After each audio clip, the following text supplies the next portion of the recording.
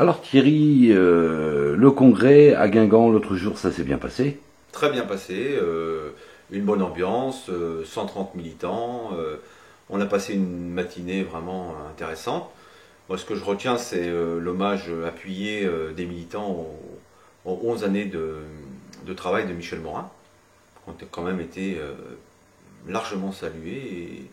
Et je m'associe bien évidemment pleinement à l'hommage qui lui a été rendu. Donc aujourd'hui, nous arrivons dans la dernière ligne droite, hein, le congrès de Reims, qui inévitablement impactera, j'ai envie de dire, le choix du premier fédéral dans l'ensemble des départements français, et donc en Côte d'Armor. En tout cas, aujourd'hui, nous sommes deux candidats à briguer ce poste. Moi-même, et puis Pascal Bourcard. Moi, ce que je voudrais dire, d'abord, par rapport à la motion A que je représentais, avec Claudine Breton et Michel Morin, entre autres, comme mandataires, on va dire qu'on s'est réunis vendredi soir. La motion s'est réunie, a discuté, a analysé les scrutins, et puis on a décidé un certain nombre de choses dont je reparlerai dans quelques secondes. Mais surtout, on a choisi un porte-parole de notre motion au congrès départemental du lendemain. Et nous étions deux candidats à postuler pour être porte-parole. Et puis il y a eu également un vote à bulletin secret. Et donc j'ai été désigné pour conduire notre motion au congrès fédéral. Donc ce que j'ai fait évidemment avec beaucoup de plaisir. Alors aujourd'hui, la proposition elle est claire. La motion de la Noé arrive en tête dans ce département avec un peu plus de 35% des voix. Le fait d'arriver en tête nous confère une certaine légitimité, on va dire, mais qui est insuffisante puisqu'on n'a pas la majorité. Alors moi, ce que j'ai proposé d'entrée de jeu, c'est un travail collectif et la proposition d'un contrat global avec l'ensemble des motions pour la fédération, pour la gestion de la fédération. C'est-à-dire que j'estime qu'aujourd'hui, nous devons faire le rassemblement de l'ensemble des motions pour la gestion de notre fédération des Côtes d'Armor. Et je dis ça sans exclusif, bien sûr, l'ensemble des socialistes costarmoricains. Donc mon souhait, c'est de fédérer l'ensemble des socialistes de costarmoricains à partir des résultats qui ont été obtenus. Je dirais que finalement, les militants en France et dans ce département n'ont pas choisi. Pas choisi parce qu'en plaçant tout le monde autour de 30%, bon, finalement, chacun peut être satisfait des résultats, mais globalement, personne ne sort avec une majorité. C'est aussi l'occasion de démontrer notre capacité à fédérer et à travailler ensemble.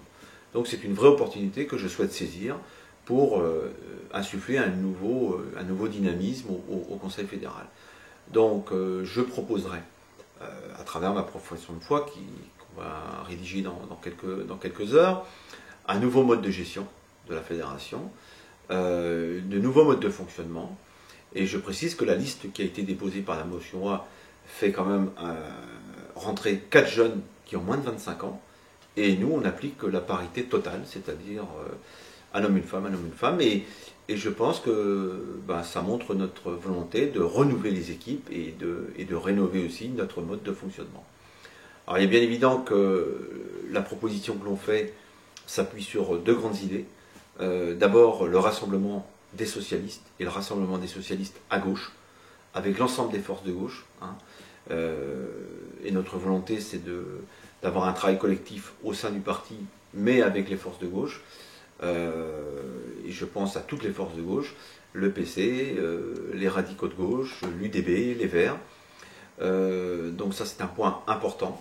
Et le deuxième point, c'est aussi ancrer notre projet encore plus dans le développement durable. Je pense que ces questions sont d'importance.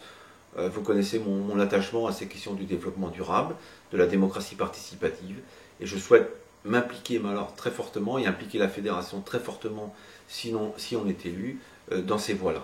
Elles m'apparaissent des voies d'avenir, des voies de respect, respect des militants, respect de tous les militants, et je dis bien que si la fédération demain on a l'occasion d'orchestrer collectivement cette fédération autour de notre motion, je proposerai aussi en début d'année prochaine vraisemblablement un grand rassemblement des socialistes pour je dirais, proposer un programme de travail sur 3 ans, le faire valider par une assemblée générale des militants et faire en sorte que tous les militants se sentent acteurs du débat et acteurs d'un vrai projet politique pour nous socialistes, pour la gauche en général et pour le pays.